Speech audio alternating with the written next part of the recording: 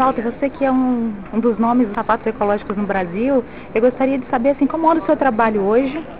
Continuamos trabalhando exatamente na pesquisa cada vez maior sobre a possibilidade de você, assim que você cria um salto, assim que você cria uma estrutura, você já pensa na engenharia de como você vai trabalhar os resíduos que você está criando.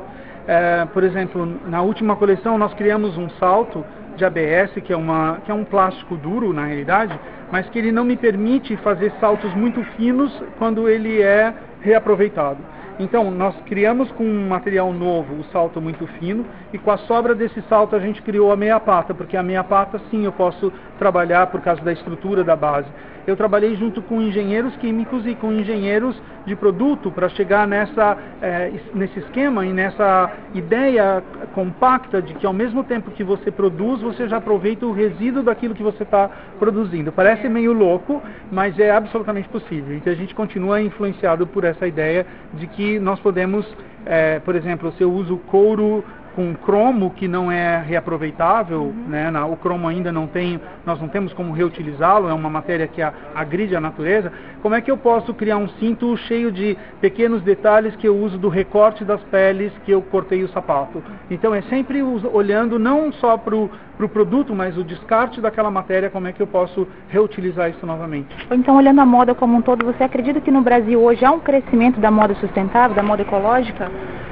Olha, eu acho essa pergunta um tanto complicada para responder, porque primeiro que nós nunca vamos ter uma moda 100% sustentável, isso quem faz esse marketing é um mentiroso, e tem muita gente mentindo sobre essa questão da sustentabilidade.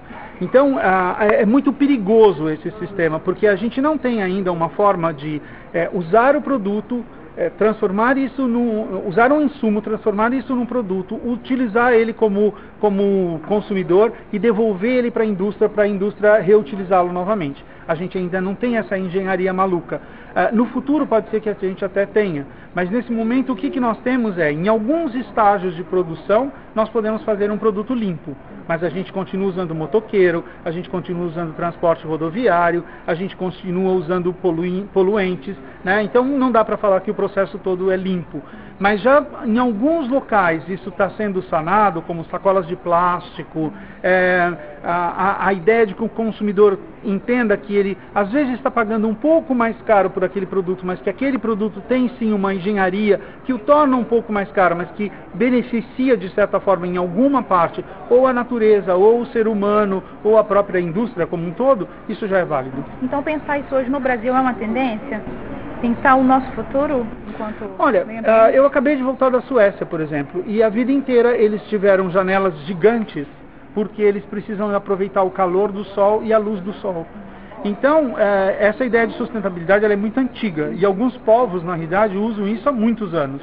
A gente está descobrindo isso agora. Nós somos o país do desperdício, né? Nós temos comida que a gente alimentaria uma população inteira jogada fora no Ceasa em São Paulo quase todos os dias.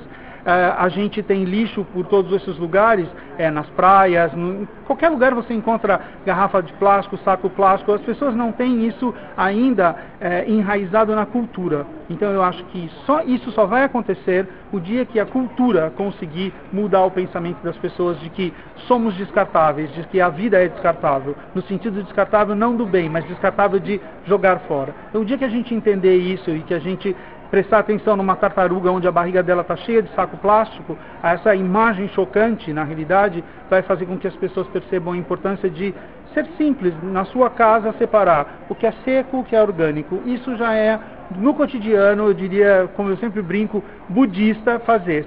Se cada um de nós nos propuséssemos a fazer isso, ia chegar um momento que a prefeitura ia ter que separar um caminhão para buscar isso, eles iam achar um caminho para usar esse material, o governo iria entender isso como economia e a gente ia ter uma cultura sustentável, coisa que a gente não tem. Ok, Walter, muito obrigada. Obrigado. Tá?